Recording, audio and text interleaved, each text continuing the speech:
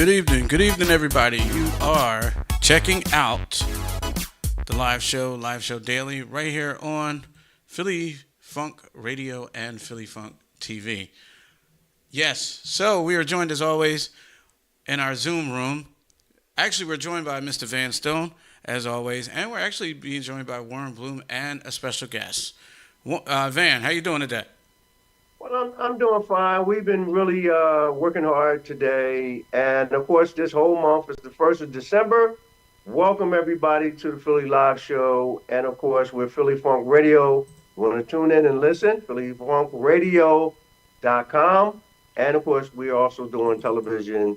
So we have a special guest that's coming with us first time. We're going to do, just for our viewers to know, we're doing a short segment of this show, and then we're going into a brand new show afterward, this one. So stay tuned, and I'm just glad to have everyone here.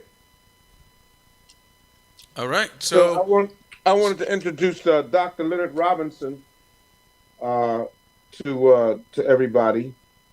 He's a community leader, businessman, activist, and spiritual leader. So, how are you, Dr. Robinson? I'm well. Thank you for the invitation. Well, I like All that right. Eagles shirt you got on. Yes, sir. Glad to have you. It's a part of the Philly Funk. Yes. Philly Funk. That's what we got. Philly Funk Radio. So we're just talking about current events and stuff like that going on locally and nationally. All right, So, we're going to throw it back. We're going to throw it back to Jerry. We're going to throw it back to So- Jerry. Okay, Jerry. So go the ahead. topic. So one of the things that and this was going on yesterday while we were on the air, but up on State Road. Not sure if you guys heard about this, but one of the inmates actually escaped yesterday, and the U.S. Marshals are currently looking for this guy. His name is Gino Hagen Copper, 34 years old. He was over at Riverside, which is like almost like a work release. And I guess he decided to just wander off yesterday, and they're looking for him. So the strange thing about that, he was technically set to be released to a halfway house, but I think the reason why he decided to run was because he had a detainer, meaning they're going to hold him for charges that he had out in Bucks County. So Yep. If you look at your screen right now, I'm showing his picture. Actually, the U.S. Marshals actually put out his picture, and they're asking for the public's help in locating this individual. So you'll see when when you go back the picture. So this is his mugshot, and then you have basically the pictures of him walking away from the work release site up on State Road. So the U.S. Marshals are asking anyone that has any information on this gentleman's whereabouts to please give them a call on their hotline, which is 866-865-TIPS or 866-865-8477.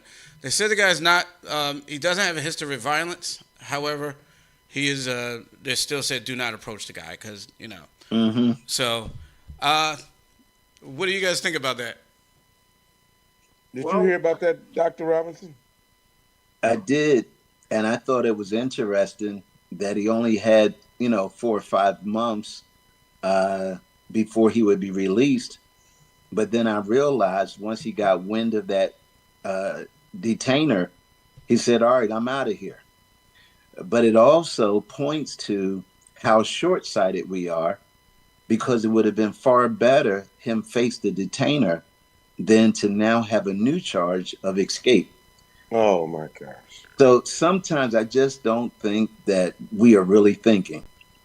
Yeah, when you're in a situation like that, most people, they talk about incarceration, but they have never been incarcerated before. And trust me, your mindset is totally different when you are handcuffed and dealing with a different situation than being on the outside. We have the luxury and freedom. The other thing is basically he was supposed to be on a bathroom break, and that is also the responsibility of those who are supposed to be watching him as well. So they really dropped the ball, because you take a guy like that to the bathroom and he just gets away. That's just inexcusable. So I just wanted to bring that point out too. Well, Yeah. this is apparently like an ongoing issue with the Philadelphia prison system, where there's been several instances of violence. We had an inmate escape a couple of months ago from over there, and you guys probably don't know about this one, but in reading about the gentleman escaping, there was a stabbing up there yesterday morning up at CFCF. So they're short staffed, and I guess they're on lockdown most of the time. So when you put all these people on lockdown, and they don't have any recreational time and all that. That's where a lot of this stuff comes from.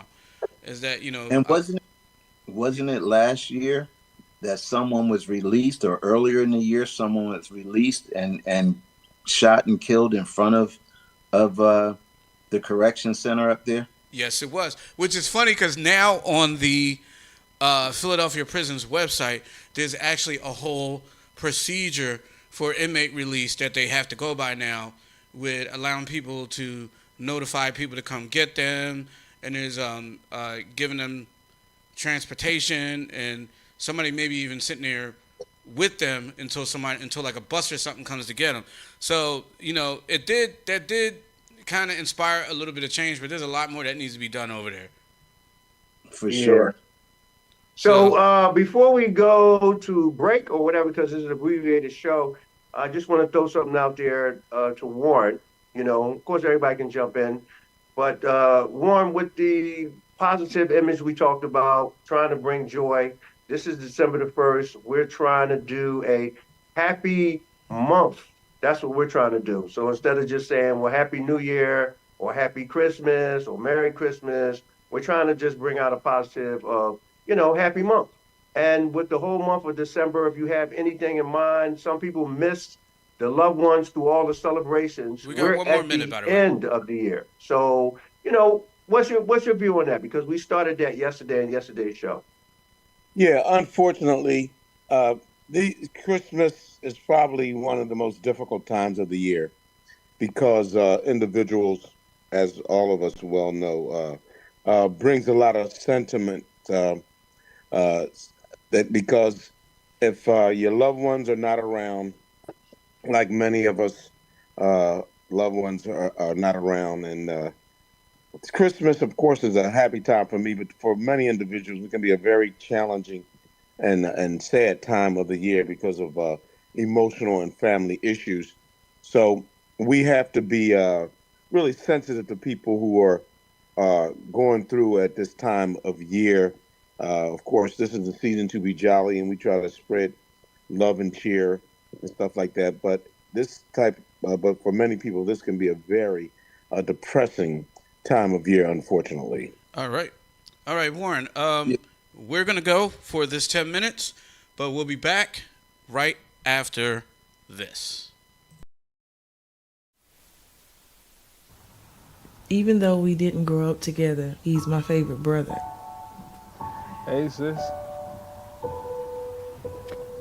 I'm the baby of the family, and he's the gentle giant. What you know about Port Georgia? Man, please, that's a classic. You know when they say people are a rare breed?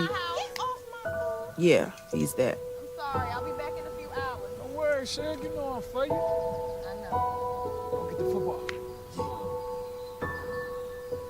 That was my favorite memory.